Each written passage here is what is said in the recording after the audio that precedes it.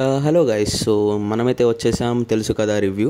నేను నిన్న నైట్ చూసే మూవీ మార్నింగ్ రివ్యూ లేట్ అయింది.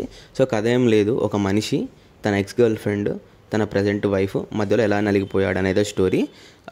ఎలా నలిగిపోయాడు అనే దానికన్నా సిచ్యువేషన్స్ అతను ఎలా నలగొట్టాయి, ఆ సిచ్యువేషన్స్లో మనోడు ఎంత బ్రూటల్లీ హానెస్ట్ ఉండి బయటకు వచ్చాడు, ఎక్కడ ఒక్క అబద్ధం చెప్పకుండా, ఎక్కడ ఒక్క నిజం దాయకుండా ఎలా బయటకు వచ్చాడు, అసలు ఆ కోర్ కాన్సెప్ట్ ఏంటి అనేదే స్టోరీ. ఓకే, సినిమా మొత్తం 4 క్యారెక్టర్లు, ఒక సిద్ధు, ఒక వైవాహర్ష, ఒక రాశి కన్నా, ఒక శ్రీనిధి శెట్టి, అంతే.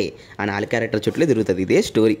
మధ్యలో సపోర్టింగ్ క్యారెక్టర్స్ లాగా ఎవరెవరంటే ఇటు రాశి కన్నా వాళ్ళ అమ్మ నాన్న, శ్రీనిధి వాళ్ళ అమ్మ నాన్న కనిపిస్తారు, అంతే. అంతకుమించి క్యారెక్టర్ పెద్దగా 20-30 మందే ఉంటారు సినిమా మొత్తం తిప్పి కొట్టిన, అంతకుమించి ఎక్కువ మంది ఉండరు. సో బాది అదొకటి, ఒక ఇంట్లోనే జరుగుతుంది స్టోరీ మొత్తం. So this is the main plot of the movie.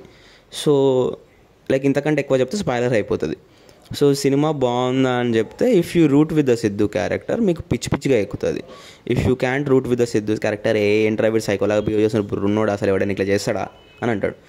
అంటే ఇందులో వీడి క్యారెక్టరైజేషన్ గురించి చెప్పాలంటే ఎట్లా అంటే, అందరూ హిమాలయస్కి వెళ్ళి వచ్చిన వాళ్ళు ఎట్లుంటారు, జీవితం మీద అంత వదిలేసి చాలా బ్రూటల్లీ హానెస్ట్ ఉంటారు కదా, అట్లాంటి క్యారెక్టర్ అనమాట మనోడు. అంటే అంత సత్ప్రవర్తన కలిగిన క్యారెక్టర్ అనట్లేదు, అంత బ్రూటల్లీ హానెస్ట్ ఉంటాడు.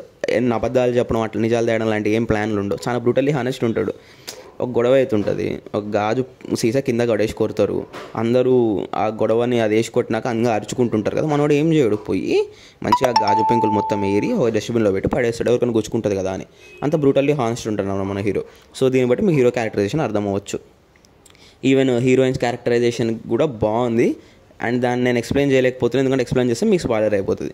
సో ఇట్లాంటి బ్రూటల్లీ హానెస్ట్ గాయ్ తన ఎక్స్ గర్ల్ ఫ్రెండ్ ప్రజెంట్ వైఫ్ని ఎలా మేనేజ్ చేయడం అంటే ఆమెతో ఉండి ఈమెతో ఉండడం మన టిపికల్ తెలుగు సినిమా ఇంట్లో ఇల్లాలు వంటింట్లో ప్రియురాలు ఫార్మాట్ కాదు, ఇది సపరేట్ ఫార్మాట్. ఎవరో ఏదో బాలీవుడ్ మూవీ రీమేక్ అన్నారు, నాకు తెలియదు అదైతే, ఎందుకంటే నేను ఆ మూవీ చూడలేదు. ఈవెన్ ఒక రీమేక్ అయినా నాకు పట్టింపేం లేదు, ఎందుకంటే ఇది యాజ్ ఎ సినిమా అయితే నాకు సిద్ధు క్యారెక్టరైజేషన్ చాలా వర్కౌట్ అయింది.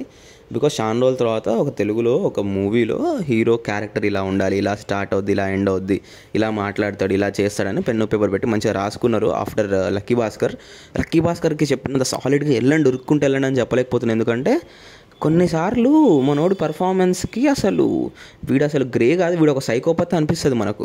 సో నువ్వు ఒకవేళ ఆ సిద్ధు క్యారెక్టర్కి రూట్ చేసుకోగలిగితే this would be one of the greatest experience. మీకు Krishna and his Leela, DJ Tillu, ఇది ఒక మ్యాడ్ మ్యాన్ ట్రయాలజీ అని పొద్దున్న ట్విట్టర్లో కూడా పెట్టాడు, అది కూడా నిజమే. ఆ పర్ఫార్మెన్సెస్, హీరోయిన్స్ ఇద్దరు పర్ఫార్మెన్సెస్ కూడా చాలా బాగున్నాయి.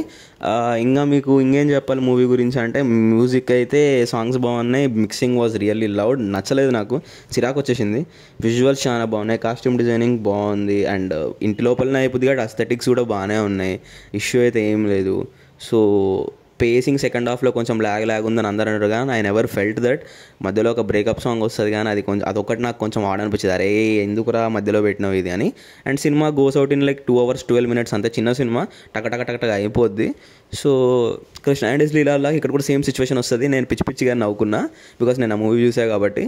So if you are into urban kind of setup movies, comedy expect చేయకండి. కామెడీ కొన్ని చోట్ల ఉంటుంది, అది కూడా మనం ఫ్రస్ట్రేషన్ కామెడీ ఉంటుంది కదా, అట్లాంటి కామెడీ ఉంటుంది.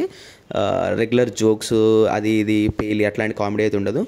సో ఇది ఓన్లీ ఒక్క సెక్షన్ ఆఫ్ ఆడియన్స్కి నచ్చుతుంది, క్యారెక్టర్ డ్రైవెన్ మూవీస్ చూసే ఆడియన్స్కి నచ్చుతుంది. మిగిలిన వాళ్ళు you can completely skip that, పోయి మళ్ళీ జుట్టు పీక్కోకండి.